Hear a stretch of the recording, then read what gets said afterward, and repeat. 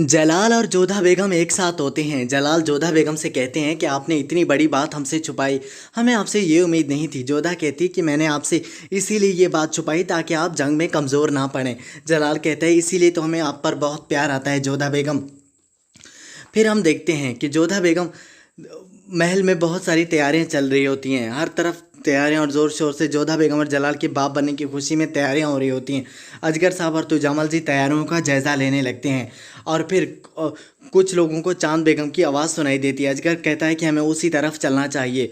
महामंगा कहती है कि मुझे फिर से जलाल को कमज़ोर करना होगा क्योंकि अब जलाल की ताकत मजबूत हो चुकी है। निगार जलाल के साथ मिल चुकी है। हमें जलाल और निगार दोनों को रास्ते से हटाना होगा, तभी हमारे रास्ते में कुछ रुकावटें ख़त्म हो सकती हैं।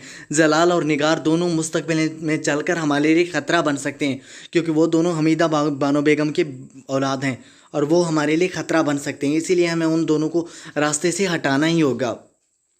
निगार अपने कक्ष में होती है और सोच रही होती है कि जाने किसने हमारे साथ इतनी बड़ी ज़्यादती की है।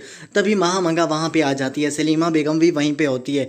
निगार महामंगा से कहती है कि आपका बहुत शुक्रिया, आपने हमारी अम्मी को ढूंढने में हमारी बहुत मदद की। महामंगा कहती है शुक्र है इस निगार को कुछ पता नहीं चला हमारे बारे में और इसने किसी से कुछ भी नहीं कहा हमारे बारे में, हमारे लिए तो यही बहुत है।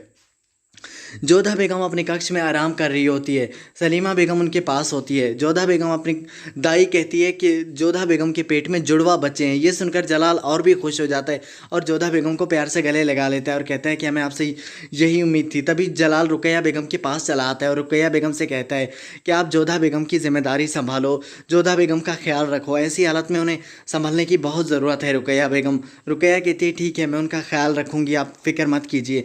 माँ जोजा कहती है कि अब हमें अपनी फ़ौज आगरा भेज देनी चाहिए। उस दरिंदे को, वो दरिंदा जलाल को ख़त्म करके मार डालेगा, हम उसे आगरा भेज देंगे, जल्द ही हम उसे रवाना कर देंगे। अगले एपिसोड के लिए सब्सक्राइब करें चैनल को। अल्लाह हाफ़िज़।